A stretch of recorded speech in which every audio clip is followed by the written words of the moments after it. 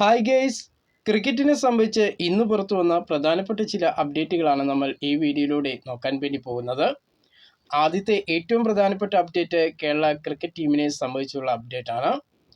Uttarakhand gold cup ടൂർണമെൻറ്റിലെ രണ്ടാം മത്സരത്തിലും കേരളം തകർപ്പൻ വിജയം നേടിയിരിക്കുകയാണ്. ഗോവയ്ക്കെതിരെ നടന്ന മത്സരത്തിൽ മഴനിയമപ്രകാരം 19 റൺസിൻ്റെ വിജയമാണ് കേരളം സ്വന്തമാക്കിയത്. ആദ്യ മത്സരത്തിൽ നേപ്പാളിനെതിരെ കഴിഞ്ഞ മത്സരത്തിൽ കേരളം വിജയം സ്വന്തമാക്കിയിരുന്നു. ഇപ്പോൾ ഇതാ ഗോവയ്ക്കെതിരെ ഒരു തകർപ്പൻ വിജയം തന്നെയാണ് കേരള ടീം സ്വന്തമാക്കിയത്. ആദ്യം ബാറ്റ് ചെയ്ത ഗോവ കേരളത്തിനെതിരെ 376 എന്ന വമ്പ സ്കോറാണ് കേരളത്തിന് മുന്നിൽ വെച്ചത്. ആ ഒരു സ്കോറിനെതിരെ ഒരു മികച്ച ബാറ്റിംഗ് പ്രകടനമായിരുന്നു കേരളം ഈ ഒരു മത്സരത്തിലും നടത്തിയത്. കേരളത്തിൻ്റെ ബാറ്റിംഗ് നിരയിൽ മുന്നിൽ നിന്ന് പട നയിച്ചത് കേരളത്തിൻ്റെ ഓപ്പണറായ മുഹമ്മദ് അസറുദ്ദീനായിരുന്നു. 117 പന്തുകളിൽ നിന്നായി 7 ഫോറുകളും 10 സിക്സറുകളും അടക്കം പുറത്താകാതെ 158 റൺസാണ് മുഹമ്മദ് അസറുദ്ദീൻ സ്വന്തമാക്കിയത്.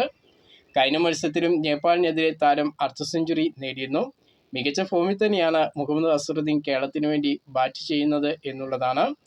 മുഹമ്മദ് അസറുദ്ദീനെ കൂടാതെ കൃഷ്ണപ്രസാദ് കേരളത്തിന് വേണ്ടി അർദ്ധ സെഞ്ചുറി നേടി. 66 റൺസാണ് താരം നേടിയത്. കൂടാതെ കേരളത്തിൻ്റെ യുവതാരങ്ങളായ അഹമ്മദ് ഇമ്രാൻ 23 റൺസും ഷോൺ റോജർ 31 റൺസും ക്യാപ്റ്റൻ സൽമാൻ നിസാർ 22 റൺസും അഭിഷേക് 27 റൺസുമാണ് നേടിയത്. ഷോൺ റോജർ ഈ ഒരു മത്സരത്തിൽ 2 വിക്കറ്റ് കേരളത്തിന് വേണ്ടി സ്വന്തമാക്കുകയും ചെയ്തു. അങ്ങനെ 46-ാം ഓവറിൽ കേരളം 5 വിക്കറ്റ് നഷ്ടത്തിൽ 350 റൺസ് നേടി നിൽക്കുകയാണ്. മഴയെത്തിയതും പിന്നീട് കളി മുടങ്ങിയതും അതിനെ തുടർന്നാണ് മഴനിയമപ്രകാരം കേരളം ഗോവയ്ക്കെതിരെ 19 റൺസിൻ്റെ വിജയം സ്വന്തമാക്കിയിരിക്കുന്നത്. അടുത്ത അപ്ഡേറ്റ് ഇന്ത്യൻ വനിതാ ക്രിക്കറ്റ് ടീമിനെ സംബന്ധിച്ചുള്ള അപ്ഡേറ്റ് ആണ്. ഇന്ത്യൻ വനിതാ ക്രിക്കറ്റ് ടീമും ഇംഗ്ലണ്ട് വനിതാ ക്രിക്കറ്റ് ടീമും തമ്മിൽ ഇംഗ്ലണ്ടിൽ വെച്ച് നടന്ന 2020 പരമ്പരയിലെ അവസാന മത്സരത്തിലും ഇംഗ്ലണ്ട് ഇന്ത്യക്കെതിരെ വിജയം നേടിയിരിക്കുകയാണ്.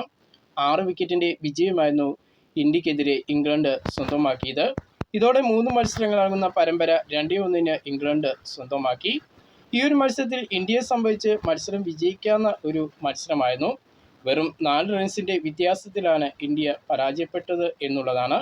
ആദ്യം ബാറ്റ് ചെയ്ത ഇംഗ്ലണ്ട് 4 വിക്കറ്റ് നഷ്ടത്തിൽ 184 റൺസ് നേടിയപ്പോൾ മറുപടി ബാറ്റിങ്ങിനിറങ്ങിയ ഇന്ത്യക്ക് 5 വിക്കറ്റ് നഷ്ടത്തിൽ 180 റൺസ് മാത്രമാണ് നേടാൻ കഴിഞ്ഞത്. ക്യാപ്റ്റൻ ഹർമൻപ്രീത് കൗർ ഈ ഒരു മത്സരത്തിൽ അർദ്ധ സെഞ്ചുറി നേടിയെങ്കിലും ഇന്ത്യയെ വിജയത്തിലെത്തിക്കാൻ കഴിഞ്ഞില്ല. 56 റൺസാണ് താരം സ്വന്തമാക്കിയത്. അതുപോലെ തന്നെ ഇന്ത്യൻ ബാറ്റിംഗ് നോക്കുകയാണെങ്കിൽ യാസ്തിക പാട്ടിക്കയും ദീപ്തി ശർമ്മയും 32 റൺസ് വീതമാണ് നേടിയത്. ജെമിമ റോഡ്രിഗസ് 29 റൺസാണ് നേടിയിരിക്കുന്നത്. അടുത്ത അപ്ഡേറ്റ് ഇന്ത്യയും അഫ്ഗാനിസ്ഥാനും ഈ ശനിയാഴ്ച ആരംഭിക്കുന്ന ഏക ടെസ്റ്റ് മത്സരത്തെക്കുറിച്ചുള്ള അപ്ഡേറ്റ് ആണ്. ജൂൺ 6-നാണ് ഇന്ത്യയും അഫ്ഗാനിസ്ഥാനും തമ്മിലുള്ള ഏക ടെസ്റ്റ് മത്സരത്തിന് തുടക്കമാകുന്നത്. ഈ ഒരു ടെസ്റ്റ് മത്സരം ആരംഭിക്കുന്നതിന് മുമ്പ് തന്നെ ഇന്ത്യൻ ക്രിക്കറ്റ് ടീമിന് പുതിയൊരു സ്പിൻ പരിശീലകനെ BCCI നിയമിച്ചിരിക്കുകയാണ്. സൈരാജ് ബെഹുത്തുലിയാണ് ഇന്ത്യയുടെ സ്പിൻ പരിശീലകനായി എത്തിയിരിക്കുന്നത്. ആഭ്യന്തര ക്രിക്കറ്റിൽ നിരവധി ടീമുകളുടെ കോച്ചായിരുന്നു. അതുകൂടാതെ IPLലും കോച്ചായിട്ടുണ്ട്. അങ്ങനെ നല്ല പരിശീലനത്തിൽ മികച്ച പരിചയസമ്പത്തുള്ള ഒരു താരം തന്നെയാണ് ഇപ്പോൾ ഇന്ത്യൻ ടീമിൻ്റെ സ്പിൻ പരിശീലകനായിട്ട് എത്തിയിരിക്കുന്നത്.